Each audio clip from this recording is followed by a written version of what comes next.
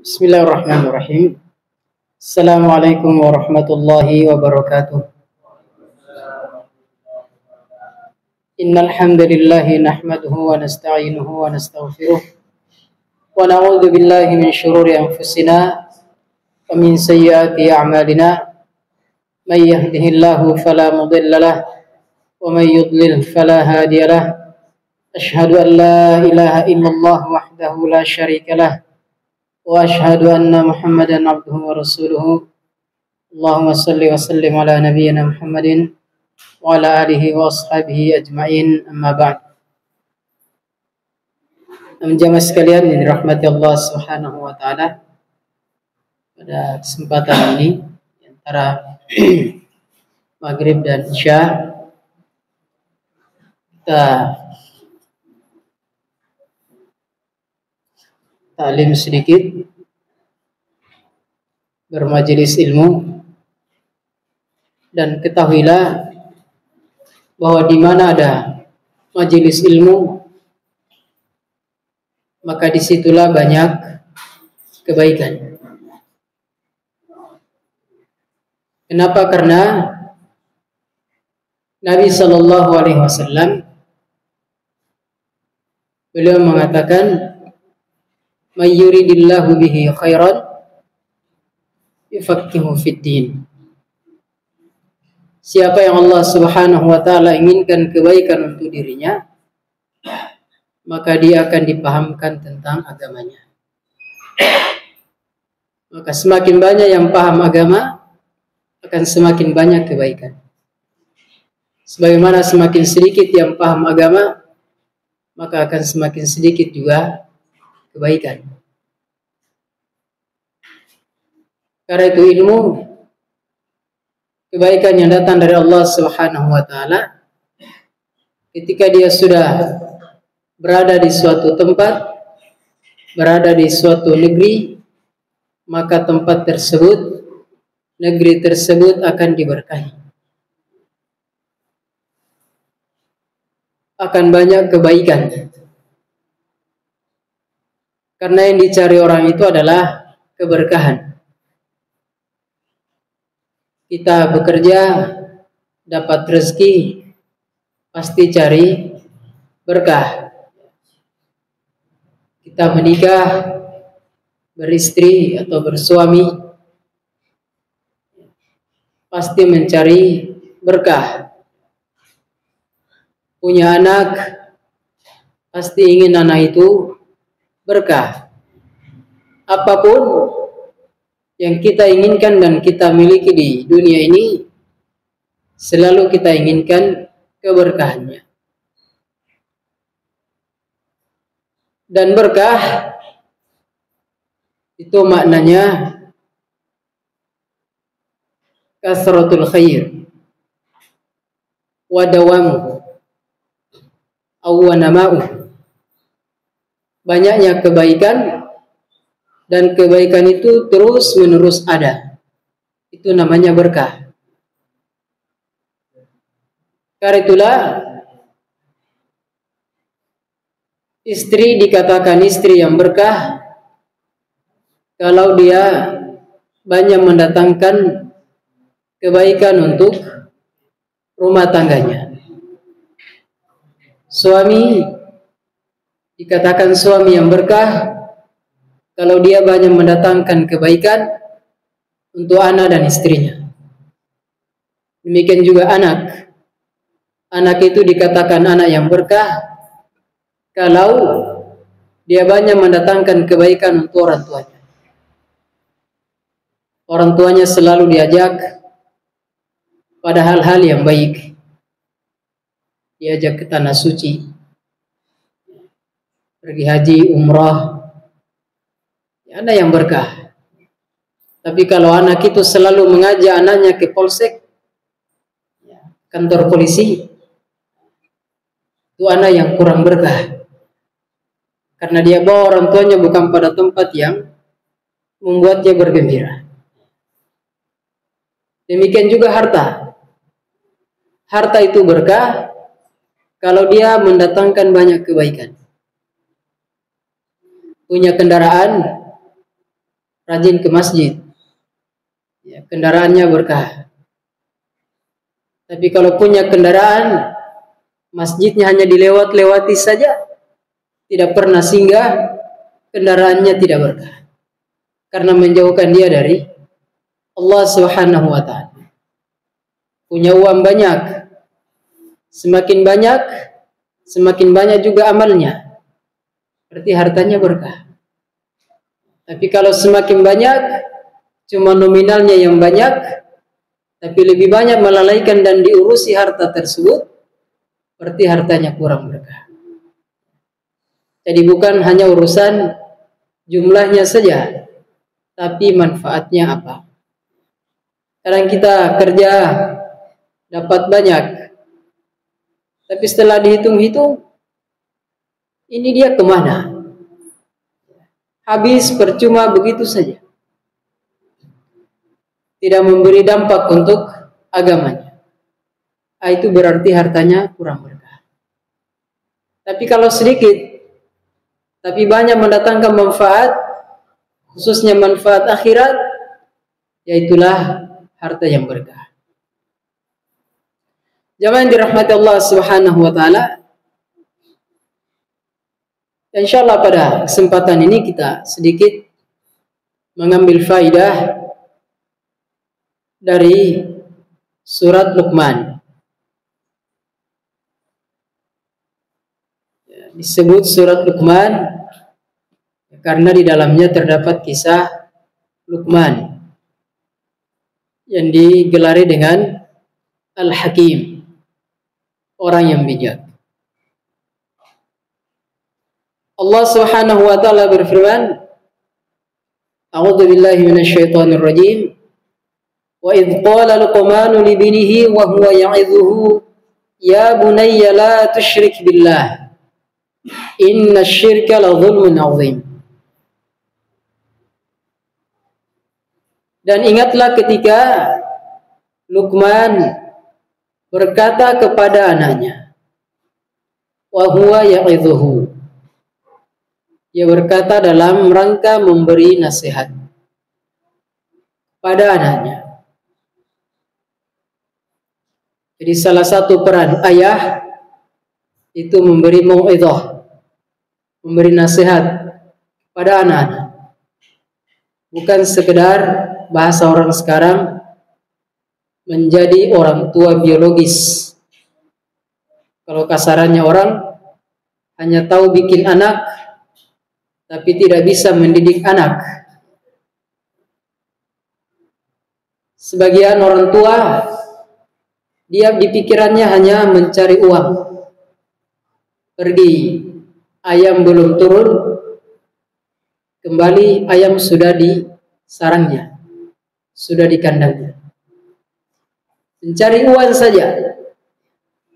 Adapun urusan bagaimana anaknya, dia tidak peduli. Jadi Luqman Al-Hakim di sini dikisahkan oleh Allah Subhanahu wa ta'ala.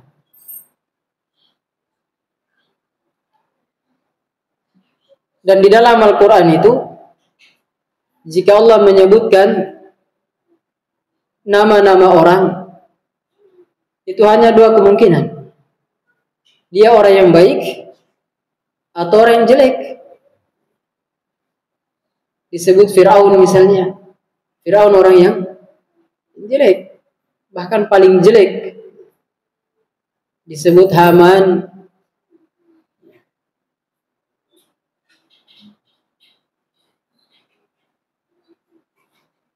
Atau jika disebut namanya maka dia adalah orang yang baik. Para nabi, orang-orang yang soleh. Seperti Luqman di sini. Jadi kata Allah Subhanahu wa ta'ala, ingatlah ketika Luqman dia berkata kepada anaknya dalam rangka memberi nasihat kepadanya. Ya bunayya, wahai anakku sayang. Jadi kalau yang belajar bahasa Arab, dia akan paham tentang namanya sighah tasghir. Sighah tasghir itu misalnya kata Fadil diubah menjadi Fudail. Artinya Fudail, artinya kecil, Fudail kecil. Dan itu bentuk makna kasih sayang kepada orang yang dipanggil. Jadi orang Arab itu memiliki lafaz-lafaz yang lebih banyak dibandingkan bahasa lain. Jadi kalau dipanggil ya bunayya itu tidak sama dipanggil ya ibni, wahai putraku. Sama-sama artinya wahai putraku. Tapi kalau dipanggil ya bunayya, wahai anakku, wahai putraku yang saya sangat sayangi. Sama ketika memanggil orang tua. Kalau dipanggil ya abi, wahai bapakku, ayahku, itu panggilan biasa. Itu datar saja. Tapi kalau dipanggil ya abati,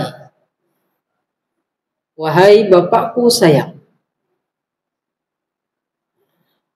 Ini menunjukkan bahwa mendidik anak itu diawali dengan ucapan yang lembut, ucapan yang baik, dipanggil dengan panggilan yang indah. Jangan dipanggil dengan gelar-gelar yang buruk atau dengan panggilan-panggilan yang kasar. Itu bukan bentuk pendidikan. Jadi para nabi itu selalu memulainya dengan kalimat-kalimat yang baik. Karena itu namanya mendidik.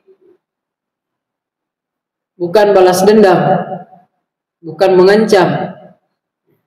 Maka kita sebagai orang tua ataupun sebagai guru pendidik, maka anak-anak itu harus awal kali dipanggil dengan ucapan yang lembut.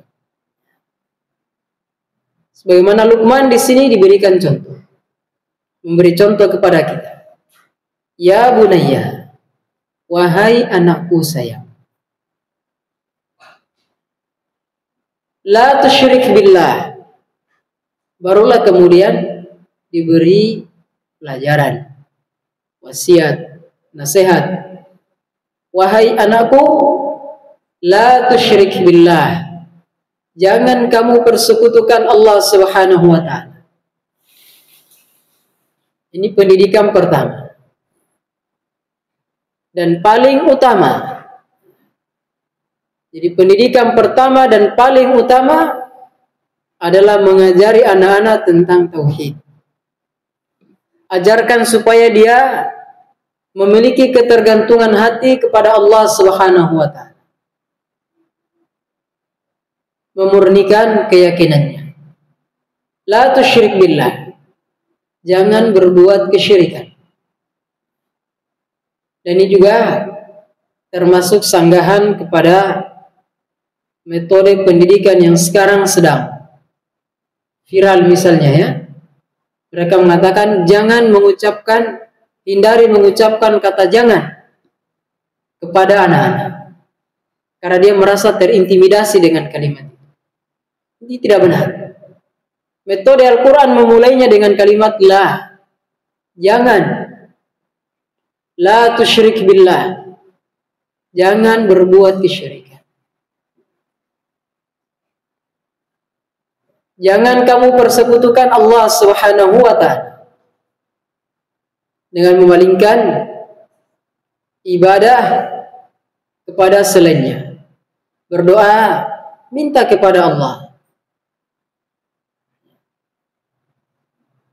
Mohon pertolongan kepada Allah Subhanahu wa ta'ala. Karena itu Nabi SAW mengajari Ibnu Abbas, ya ghulam, wahai anak muda, inni u'allimuka bi kalimat, saya akan mengajarkanmu beberapa kalimat. Nabi SAW mengajari Ibnu Abbas. Di antara pengajaran beliau, fa idza sa'alta fas'alillah. Kalau kamu minta, maka mintalah kepada Allah Subhanahu wa ta'ala. Wa idza sta'anta fasta'in billah. Kalau minta pertolongan, maka minta pertolongan kepada Allah Subhanahu wa taala. Jadi anak-anak dimurnikan keyakinannya kepada Allah. Karena sekarang anak-anak kita dididik oleh sinetron, dididik oleh internet, YouTube, game dan lain sebagainya. Nonton film, mintanya ke dewa-dewa. Tayangannya itu terus setiap hari. Sehingga terjadi pendangkalan akidah. Dia tidak tahu lagi, tidak mengenal lagi Tuhannya yang sebenarnya. La tusyrik billah. Jangan berbuat kesyirikan kepada Allah. Diajari anak supaya dia tidak berbuat syirik. Jangan minta kepada Ultraman. Tidak boleh. Tidak ada itu Ultraman. Jangan percaya dengan apalagi itu tayangan yang sekarang-sekarang. Kita sudah tidak tahu lagi. Itu pendidikan yang buruk. Ketika anak-anak kita biarkan menonton segala sesuatu yang merusak akidah. Inna syirka la zulmun azim. Karena sungguh kesyirikan itu adalah kezaliman yang sangat besar. Jadi ketika dilarang, disebutkan kenapa dilarang. Jangan begini. Tidak boleh seperti itu karena nanti begini. Ini metode mendidik anak-anak.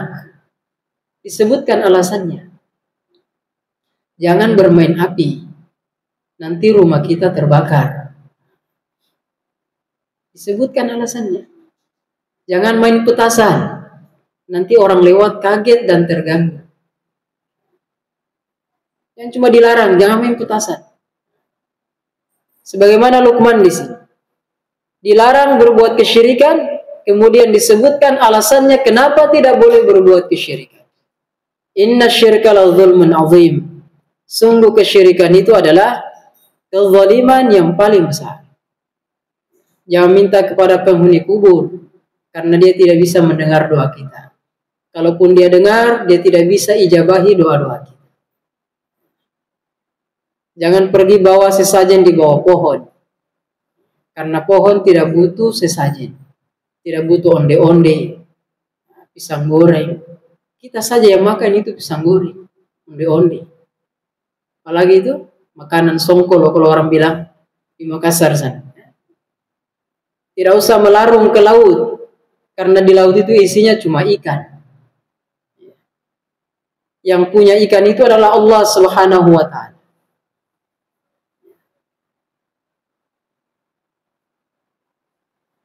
Nah, jadi kesyirikan adalah kezaliman yang paling besar. Kenapa? Karena dia memalingkan hak Allah Subhanahu wa taala kepada selainnya.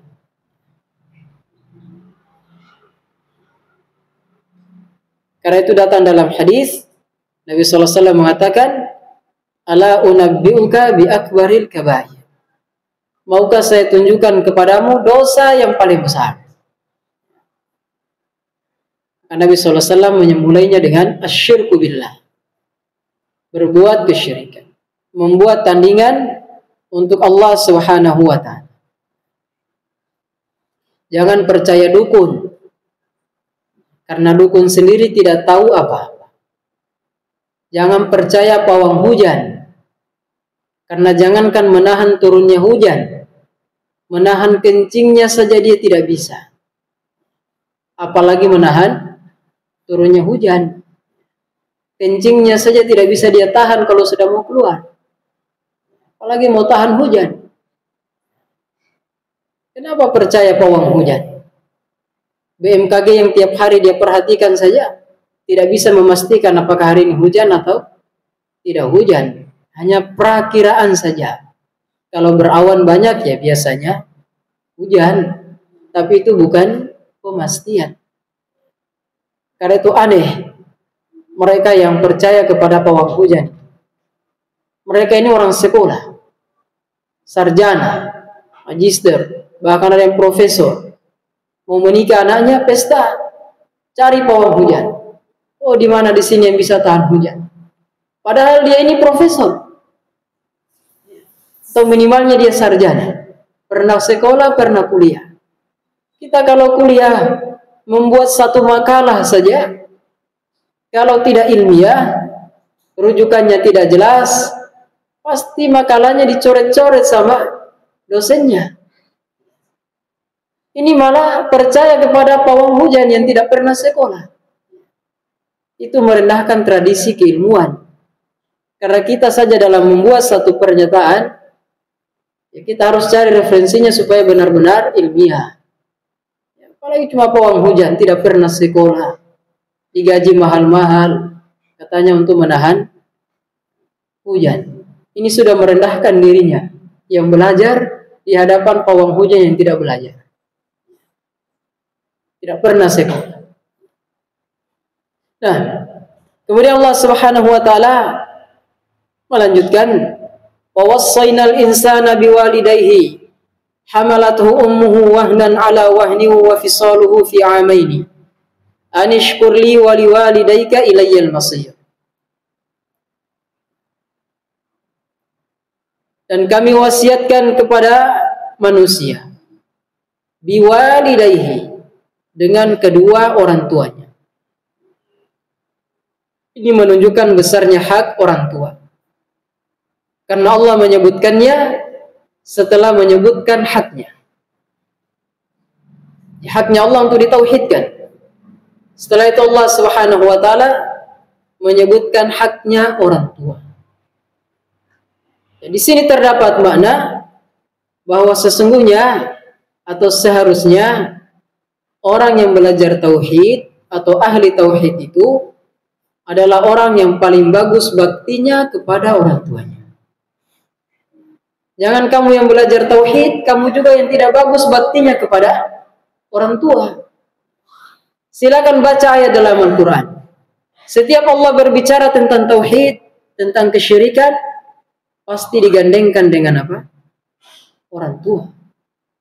Wa qadha rabbuka alla ta'budu illa iyyahu. Selanjutnya, wa bil walidaini ihsana. Allah memerintahkan supaya kamu tidak menyembah kecuali Dia saja, dan hendaklah berbakti kepada kedua orang tua. Wassaynal insana biwalidayhi. Ketika Allah Subhanahu wa taala menyebutkan wa'budullaha wa la tusyriku bihi syai'a wa bil walidaini ihsana, selalu digandengkan. Silakan cari ayat-ayat tauhid. Kalau diperintah tauhid, dilarang syirik, pasti setelahnya itu apa? Berbakti kepada kedua orang tua. Saking besarnya haknya orang tua. Jadi orang belajar tauhid, ikut pengajian, belajar sunnah. Jangan dia yang belajar tauhid, belajar sunnah, dia juga yang tidak berbakti kepada kedua orang tuanya. Dan ini banyak terjadi. Ikut kajian, menikah. Sudah menikah, istrinya bercadar. Setelah itu dia pergi tinggal jauh-jauh. Tidak pernah lagi dia hadir di depan saudaranya, di depan orang tuanya. Jarang dia kunjungi. Akhirnya saudaranya yang tidak belajar lebih bagus baktinya kepada orang tuanya dibandingkan dia yang belajar. Kalau ditanya kenapa tidak datang? Susah sekali datang. Istriku bercadar. Ya apa halangannya istrimu bercadar dengan apa? Mengunjungi kedua orang tua. Ya kalau kamu beranggapan itu wajib, ya tidak usah dilepas. Tidak ada kaitannya. Yang menjadi tuntutannya sekarang adalah kita berbakti kepada kedua orang tua. Kalau memang dianggap itu wajib, ya silakan diamalkan sesuai kewajibannya. Atau dianggap itu sunnah, ya silakan diamalkan sesuai dengan kesunnahan. Yang jelas, dia harus berbakti kepada kedua orang tua. Tidak lagi ditegur saudaranya, tidak lagi ditanya sepupunya. Setelah ikut pengajian malah silaturahimnya kendor. Padahal sebelumnya belajar, sebelum pengajian dia rajin membantu. Dia tegur kalau ada susah saudaranya, dia bantu. Ketika ikut kajian sudah tidak pernah lagi. atau sudah jarang. Itu terbalik. Mestinya kalau dahulu dia kerjakan karena sebagai sebuah kebiasaan, ketika dia sudah belajar, mestinya semakin semangat. Karena ternyata pahalanya besar. Kalau menjauh terus, kapan orang tahu agamamu itu benar? Kalau kamu menjauh terus, menghindar terus. Nah, jadi dikatakan di sini, wa wassaynal insana biwalidayhi, kami wasiatkan kepada manusia supaya dia berbakti kepada kedua orang tua. Hamalathu ummuhu wahnan, ibunya mengandungnya dengan penuh keletihan. Ala wahnin, wahnan ala wahnin, keletihan di atas keletihan. Wa fisaluhu fi amain, kemudian dia disusui dan disapi setelah 2 tahun. Anishkurli wa liwalidayka ilayyal masir, agar kalian bersyukur kepadaku dan juga kepada kedua orang tua. Kepadakulah tempat kembali. Ya Allah mengatakan anishkurli, supaya kamu berterima kasih. Syukur, syukron, itu artinya terima kasih. Supaya kita berterima kasih kepada Allah dan juga berterima kasih kepada orang tua kita. Karena itu diantara rahasia yang disebutkan para ulama, kenapa ketika Nabi SAW ditanya oleh sahabat, man abar, siapa yang paling berhak untuk saya berbakti kepadanya? Kata Nabi SAW apa? Ummak, ibumu. Diulang lagi, man abar. Nabi tetap mengatakan ummak. Diulang sekali lagi, man abar. Siapa orang yang harus saya berbakti kepadanya? Kata Nabi SAW, ummak, ibumu. Thumma abak, kemudian bapak. Jadi ibu disebutkan 3 kali, sedangkan ayah, bapak 1 kali saja. Kenapa demikian? Di antara ulama dia mengatakan, karena ibu itu merasakan 3 keletihan yang tidak dirasakan oleh ayah. Dan itu ada dalam ayat ini. Yang pertama, hamalathu, ibunya mengandung. Ya bapak tidak mungkin mengandung. Seandainya bapak mengandung. Kemudian yang kedua, ibu itu melahirkan. Merasakan sakitnya melahirkan. Ya, ayah tidak mungkin melahirkan. Jangan melahirkan hamil saja, tidak. Kemudian yang ketiga, karena ibu itu menyusui. Tidak mungkin ayah menyusui 2 tahun lagi kalau sempurna. Ya, 3 keletihan ini tidak dirasakan ayah. Makanya Nabi menyebutkan 3 kali. Ya, summa abak, setelah itu ayah. Tapi bukan berarti ini untuk mengecilkan haknya ayah. Bukan itu maksudnya. Jadi maksudnya di sini hanya diingatkan besarnya kedudukan ibu. Karena biasanya orang itu lebih durhaka kepada ibunya daripada kepada bapaknya. Kalau ibunya yang larang tidak mau mendengar, nanti bapaknya yang turun tangan baru mau berhenti. Biasanya kan anak-anak begitu. Kalau ibunya yang teriak-teriak, oh tidak mau berhenti. Nanti sudah datang bapaknya, baru mau berhenti. Nah,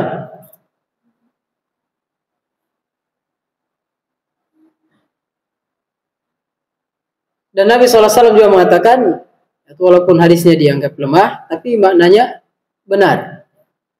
Beliau mengatakan, birru aba'akum, berbaktilah kepada bapak-bapak kalian.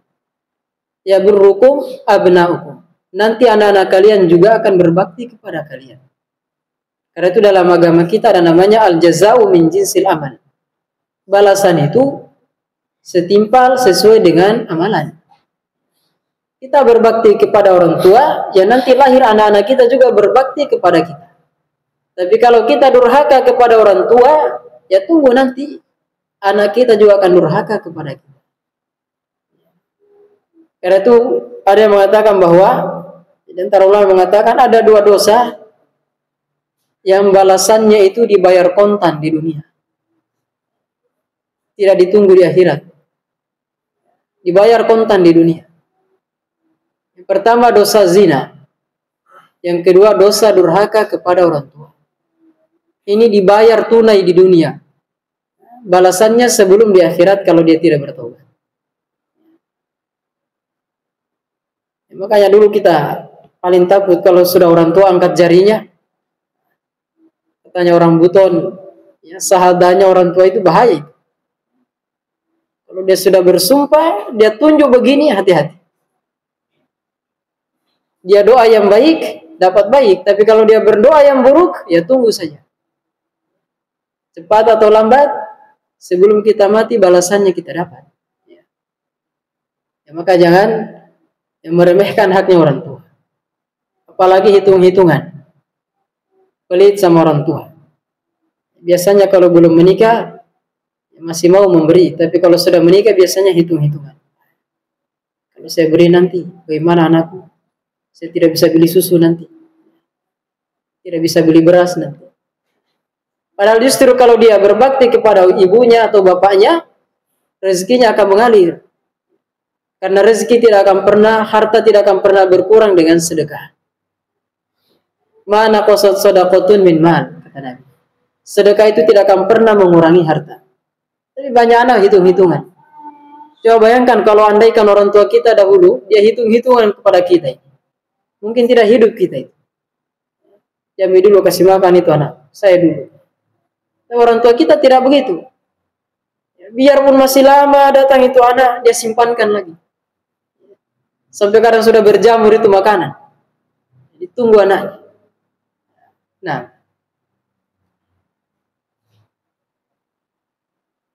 ya wa fisaluhu fi amaini, dan dia dipisahkan dari susuannya ketika usianya 2 tahun.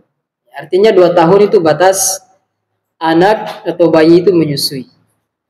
Kalau sudah lewat dari itu sudah tidak disusui lagi. 2 tahun. Di ayat yang lain disebutkan 30 bulan. 30 bulan kalau disusui 2 tahun berarti masa melahirkannya berapa, masa hamilnya 6 bulan. Ya makanya kalau ada yang prematur bayi 6 bulan jangan dituduh. Karena biasanya orang begitu, kenapa cepat sekali melahirkan? Saya kira baru kemarin itu dia menikah, sudah melahirkan nih. Ya jangan sampai memang. Ya, karena disebutkan di Al-Quran itu salasuna syahra, 30 bulan. 30 bulan berarti kalau 2 tahun masa menyusuinya 24 bulan. Berarti sisanya berapa? 6 bulan itu ketika dia di kandungan. Ya jangan dituduh macam-macam, karena biasanya masyarakat itu suka sekali curiga. Jangan-jangan kemarin dia menikah itu sudah masa cepat sekali melahirkan. Tidak. Kecuali kalau baru 3 bulan menikah lahirnya, itu mungkin. Karena tidak ada bayi yang lahir selamat kalau baru 3 bulan. Tapi kalau 6 bulan ya memungkinkan. Jadi seprematurnya dia ya 6 bulan ya minimal. Nah, kemudian Allah Subhanahu wa taala berwasiat lagi. Wa in jahadaka ala an tusyrika bi. Kata Luqman, wa in jahadaka, kalau kedua orang tuamu memaksamu ala an tusyrika bi, supaya kamu mempersekutukan saya. Ini orang tuanya ya kadang tidak paham, dia paksa anaknya supaya anaknya juga ikut syirik. Ma laisa laka bihi ilmun, apa yang kamu tidak memiliki ilmu tentangnya, fala tuti'huma, maka jangan kamu taati keduanya. Ya, artinya tidak ada ketaatan kepada makhluk dalam rangka bermaksiat, melanggar perintah Allah Subhanahu wa taala. Tapi apakah sampai di situ? Tidak. Wa sahibuhuma fid dunya ma'rufa, dan bergaullah kamu dengan keduanya di dunia ini dengan cara yang ma'ruf. Jangan mentang-mentang orang tuanya pelaku kesyirikan, ya sudah, dia putuskan orang tuanya. Jadi bakti kepada kedua orang tua itu tidak putus, walaupun orang tua kita musyrik atau kafir sekalipun. Dia musyrik, kafir, itu tidak menggugurkan baktinya kita kepada keduanya. Ya, Nabi Ibrahim, orang tuanya apa? Apa kerjanya orang tuanya Nabi Ibrahim? Ya, produsen patung. Dia yang membuat. Tapi apakah dia meninggalkan orang tuanya? Tidak. Nabi Ibrahim tetap berbakti kepada orang tuanya, kepada ayah, Azar. Nanti ketika Allah sudah perintahkan dia untuk hijrah, barulah dia hijrah. Pergi meninggalkan apa? Orang tuanya. Kalau tidak, bahkan belum mengatakan, la astaghfirunna laka. Akan saya mohonkan ampun kepada Allah. Saya akan mohonkan kamu ampunan, wahai ayahku. Hingga akhirnya ketika Allah sudah melarang dan memerintahkan Nabi Ibrahim supaya pergi, ya barulah dia pergi. Kalau tidak, ya tidak. Kita baru orang tuanya saja bikin persembahan apa, ya sudah tidak mau lagi tinggal di rumah. Jauhi orang tuanya, tinggalkan keluarganya. Ya kapan orang tuamu, keluargamu tahu bahwa apa yang kamu yakini itu benar? Kalau menjauh terus, tidak begitu. Jadi walaupun kita tidak mengikuti kesyirikannya atau bid'ahnya misalnya, kita tetap bermuamalah, bergaul dengan mereka. Apalagi dia adalah kedua orang tua kita. Karena itu Allah mengatakan wasahibuhuma fid dunya ma'rufa. Tetaplah kamu bergaul dengan kedua orang tuamu di dunia ini dengan cara yang ma'ruf. Namun dia berbuat kesyirikan, dia didakwai, dicarikan peluang, cara bagaimana caranya supaya dia paham, supaya dia dapat hidayah, didoakan. Atau jangan-jangan banyak di manusia itu yang tidak doakan orang tuanya. Selesai sholat, ya udah cerita ngacir, tidak ada zikir, tidak doa. Ya berdoa dulu, doakan orang tuanya. Kalau orang tuanya belum belajar agama, tidak mengenal agama yang benar, jadi doakan supaya dia mau belajar, dapat hidayah dari Allah Subhanahu wa taala. Demikian pula saudara-saudara. Nah, wattabi' sabila man anaba ilai, dan ikutilah jalannya orang-orang yang kembali kepadaku. Summa ilayya marji'ukum, kemudian kepadakulah tempat kembalimu. Fa unabbi'ukum bima kuntum ta'malun, lalu saya akan kabarkan kepada kalian tentang segala yang kalian kerjakan dahulu di dunia, yang terang-terangan maupun yang sembunyi-sembunyi. Semuanya dihadirkan oleh Allah Subhanahu wa taala.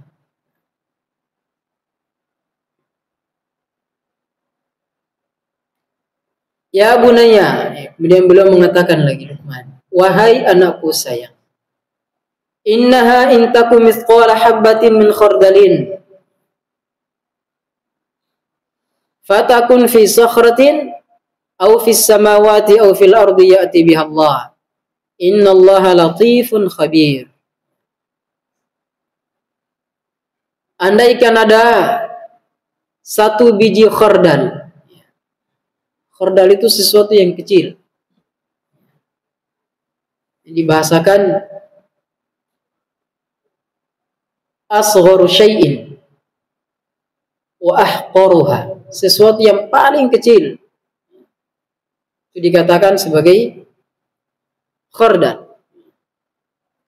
Fatakun fi sakhratin, maka dia berada di gunung, au fis samawati au fil ard, ataukah dia di langit atau di bumi, dalam tanah.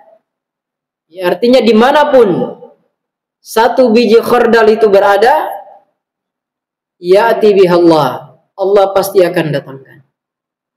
Artinya satu perbuatan yang kita kerjakan, yang kita perbuat, itu tidak ada yang luput. Semua akan dihadirkan oleh Allah Subhanahu wa taala.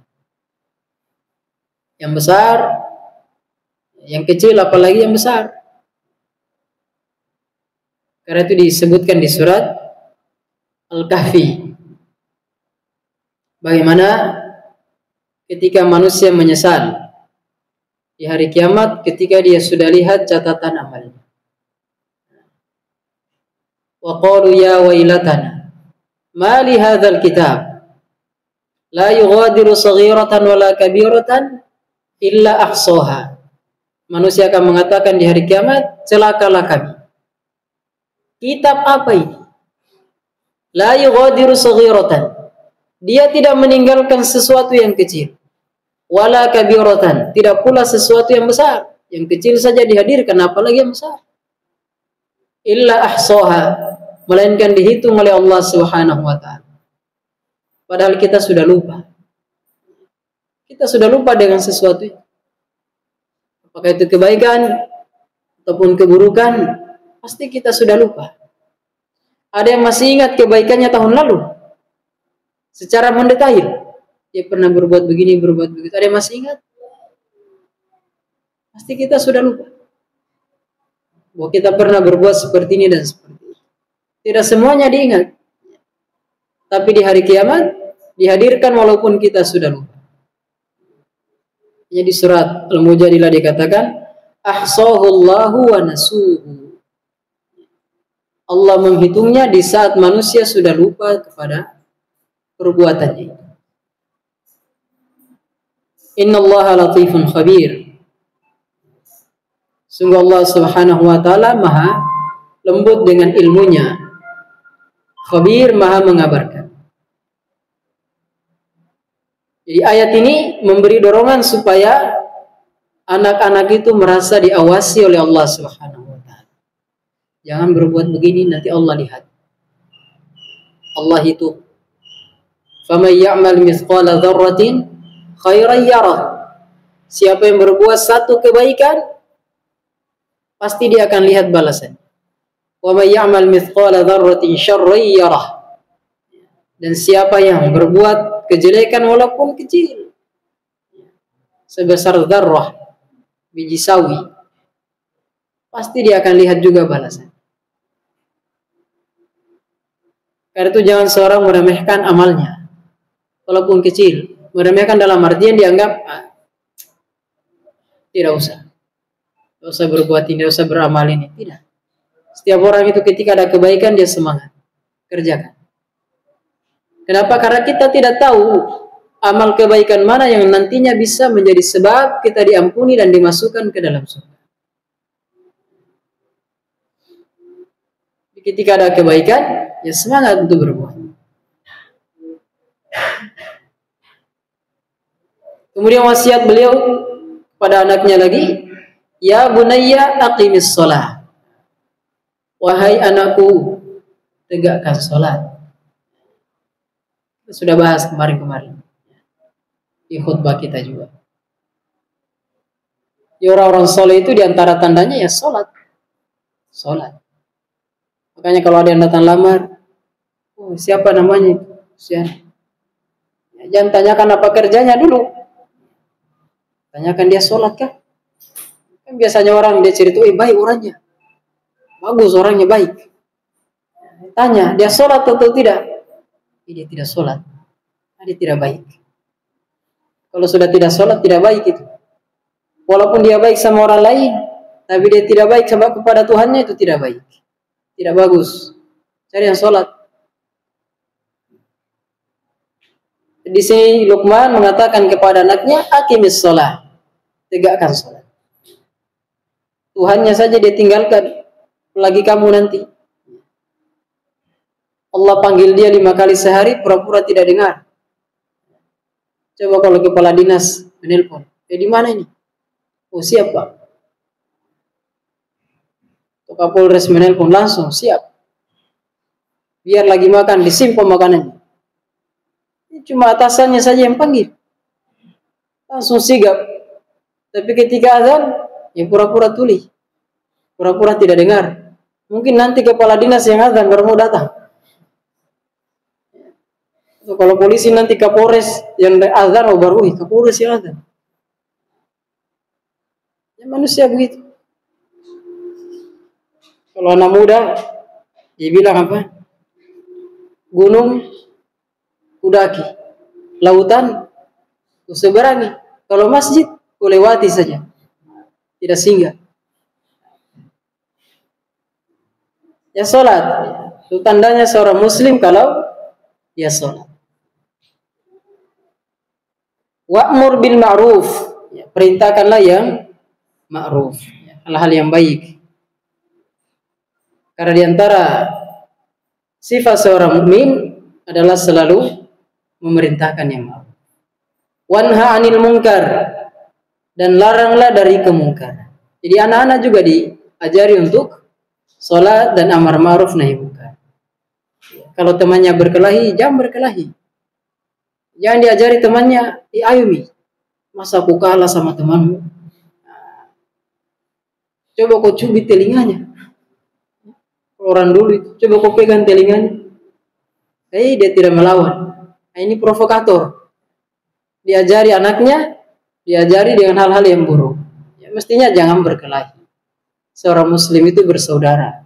Tidak boleh saling menumpahkan darah. Tidak boleh berkelahi. Diajari anak-anak.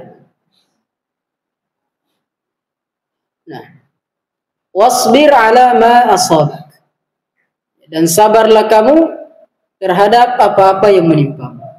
Jika ditimpa musibah, ya diajar bersabar. Ya sabar nak. Wis luka, ya sabar. Tidak apa-apa itu musibah. Usai injak paku, ya sabar. Tidak apa-apa itu musibah. Sehingga apa? Hatinya terikat dan terpaut dengan Allah Subhanahu wa taala dalam segala hal. Bahkan dia minta sesuatu pun kita ajari dia supaya apa? Minta kepada Allah. Hatinya terpaut kepada Allah. Abi belikan sepeda. Insya Allah kalau Allah sudah lapangkan rezeki kita, kita beli sepeda. Jangan bilang, oh ya nanti kalau saya sudah terima gaji. Akhirnya apa? Anak-anak itu akan terpaut dengan orang tuanya. Bukan hatinya terikat kepada Allah Subhanahu wa taala. Tapi diubah bahasanya, insya Allah. Kalau Allah sudah lapangkan rezeki kita, kita beli sepeda. Sehingga, oh ya nanti kalau Allah lapangkan rezekinya abiku, dibelikan sepeda. Bukan dibilang nanti terima gaji. Karena Allah, dia yang memberi rezeki. Bukan orang tuanya. Bukan bapaknya. Sehingga anak itu tidak bersandar kepada makhluk. Tapi dia bersandar kepada Allah Subhanahu wa taala. Itulah pendidikan tauhid. Nah, inna dzalika min azmil umur. Itulah perkara yang pasti harus kamu jalani. Jadi kita hidup, kadang kita susah, kadang kita senang, hari ini kita gembira, ya besok kita bersedih. Itulah kehidupan. Wa tilkal ayyamu nudawiluha bainan nas. Itulah hari-hari yang kami pergilirkan di antara manusia. Jadi kalau anak-anak susah habis. Sekarang waktunya susah. Nanti insya Allah Allah bukakan waktu di mana kita tidak susah lagi. Jangan dibilang, iya makanya jangan kamu banyak minta karena kita sekarang susah. Ya, tidak begitu anak-anak. Tapi diajar ya, insya Allah nanti Allah beri jalan keluar. Sekarang susah, ya tidak lama lagi pertolongan Allah datang. Supaya dia sabar dan hatinya terikat dengan Allah Subhanahu wa taala. Yang dimarahi, ya kau ini banyak minta. Sudah susah begini. Nah, itu bukan pendidikan yang baik. Kemudian Allah Subhanahu wa taala berfirman, "Wala tusa'ir khaddaka lin-nasi wa la tamshi fil ardi marha." Jangan kamu palingkan wajahmu dengan wajah yang masam, wajah yang suram. Tidak ada tanda-tanda keceriaan pada manusia. Ini termasuk pendidikan akhlak. Anak-anak diajari ceria. Jangan selalu diajari muka masam. Dan itu berawal dari orang tuanya. Bagaimanapun kita capek, kerja, banyak masalah, ya jangan berwajah yang masam kepada anak-anak. Supaya dia selalu merasa orang tuanya itu menyayangi dirinya. Kau ini baru pulang kerja, minta uang lagi. Biasa orang tua begitu. Saya lagi capek ini. Kalaupun capek, datang anak-anak, ya insya Allah tunggu dulu ya, habis istirahat dulu. Supaya apa? Anak-anak itu tidak merasa terintimidasi. Yang walaupun capek kerja di luar, ya namanya juga kerja ya harus capek. Tidak ada dunia ini yang tidak capek. Jadi Luqman mengatakan wala tusa'ir khaddaka linnas. Jangan kamu palingkan wajahmu dari manusia dengan wajah yang masam. Pendidikan akhlak. Bahkan harus tersenyum. Tabassumuka ala wajhi akhika shadaqah. Senyummu terhadap saudaramu itu adalah ya sedekah. Asal jangan senyum-senyum sendiri. Bahaya kalau senyum-senyum sendiri. Berarti ada yang tidak beres ya. Biar diterpa angin, tidak ada orang senyum-senyum sendiri. Wala tamshi fil ardi maroha. Dan jangan kamu berjalan di muka bumi ini maroha dengan menyombongkan diri. Meremehkan manusia. Jadi diajari anak-anak supaya tidak sombong. Bahkan diajari selalu berbagi dengan kawan-kawannya. Karena biasanya orang kan begitu. Bikinkan makanan anaknya, apalagi ibu-ibu. Nanti kalau kamu tiba di sekolah, kamu makan sendiri ya. Jangan kamu bagi sama teman-teman. Nanti kamu lapar. Itu pendidikan yang tidak benar. Kasih dia bekal makanan. Kalau kamu tiba di sekolah, kalau kamu makan, bagi sama teman-temanmu. Diajari memberi. Bukan diajari menyombongkan diri. Ya memang temanmu itu tidak ada apa-apanya. Kamu saja yang paling hebat. Tidak seperti itu. Tapi diajari anak-anak supaya tidak menyombongkan diri. Innallaha la yuhibbu kulla mukhtalin fakhur. Karena sungguh Allah tidak menyukai setiap orang yang bangga dan menyombongkan dirinya. Apalagi kalau di tempat itu dia yang paling kaya, yang paling tinggi jabatannya. Itu biasanya mempengaruhi. Diajari supaya tidak menyombongkan diri. Kemudian kata Allah Subhanahu wa taala, wa qasid fi masyika. Pertengahanlah dalam kamu berjalan. Berjalan tidak juga seperti seolah-olah dia orang yang paling zuhud, paling alim di muka bumi. Tapi juga tidak berjalan seolah-olah dia yang paling hebat di muka bumi. Berjalan apa adanya, biasa saja. Jangan juga menggusungkan dada, jangan juga kemudian seolah-olah oh ini orang ahli ibadah. Jadi dia jalan dengan cara berjalan supaya orang memuji cara berjalannya.